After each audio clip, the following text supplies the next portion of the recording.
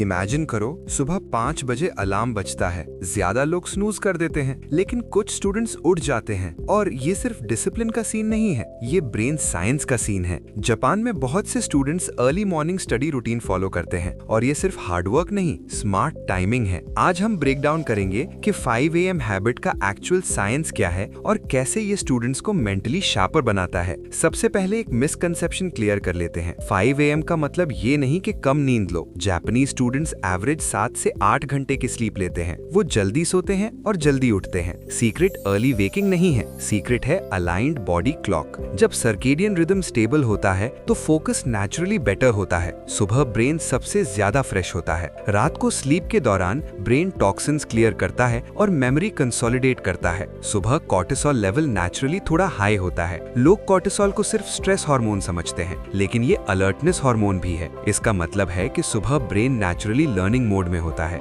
Japanese students इस biological advantage को use करते हैं। अब सोचो 5 AM का एनवायरनमेंट। दुनिया साइलेंट होती है। No notifications, no calls, no social media noise. इस वक्त स्टडी करना मतलब डीप वर्क मोड एक्टिवेट करना। रिसर्च कहता है कि अनइंटरप्टेड 45 मिनट का डीप फोकस सेशन 3 घंटे डिस्ट्रैक्टेड स्टडी से ज्यादा पावरफुल होता है। सुबह का टाइम प्योर फोकस जोन होता है। जापान में एक और कॉमन हैबिट है, सुबह न्यू टॉपिक स्टार्ट नहीं करते, वो प्रीवियस डे का मटेरियल रिवाइज करते हैं। क्यों? क्योंकि स्लीप के बाद मेमोरी कंसोलिडेशन होती है। सुबह रिविजन करना लॉन्ग टर्म मेमोरी को लॉक कर देता है। इसे मॉर्निंग रीइंफोर्समेंट इफेक्ट कहते हैं। और इम्पोर्टेंट बात यह है कि 5 AM रूटीन मैराथन स्टडी नहीं होती। वो 3-4 घंटे कंटिन्यूअसली नहीं पढ़ते। जापानीज स्टूडेंट्स 30 से 45 मिनट के फोकस्ड ब्लॉक्स यूज करते हैं। एक डीप सेशन, छोटा ब्रेक, फिर एक और फोकस्ड सेशन। क्वालिटी क्वांटिटी से ज्यादा पावरफुल होती है। यहाँ पर जापान का एक और कॉन्सेप्ट आता है, काइजन, यानी कंटिन्यूअस इंप्रूवमेंट। उनका गोल एक दिन में परफेक्ट बनना नहीं होता, वो रोज थोड़ा सा बेटर होने पर फोकस करते हैं। रोज सुबह उठकर पढ़ना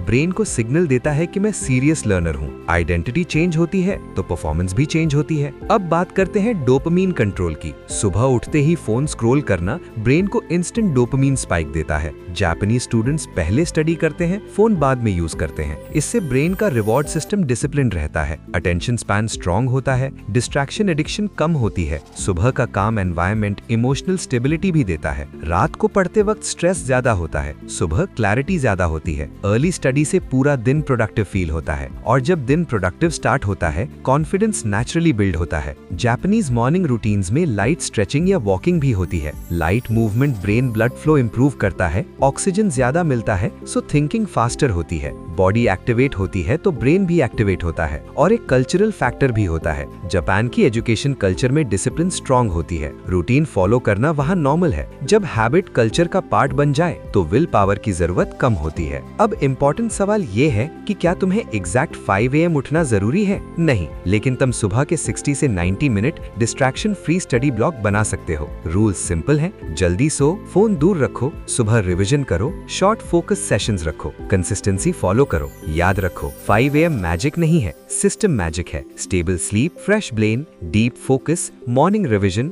daily discipline. Smarter students born नहीं होते, वो सिस्टम फॉलो करते हैं। अगर तुम ये सिस्टम अडॉप्ट कर लो तो कुछ हफ्तों में डिफरेंस फील करोगे। अगर ये वीडियो तुम्हें हेल्पफुल लगी हो तो लाइक जरूर करो, कमेंट में 5 AM लिखो और चैनल को सब्सक्राइब करो for more study psychology content. मिलते हैं नेक्स्ट वीडियो में।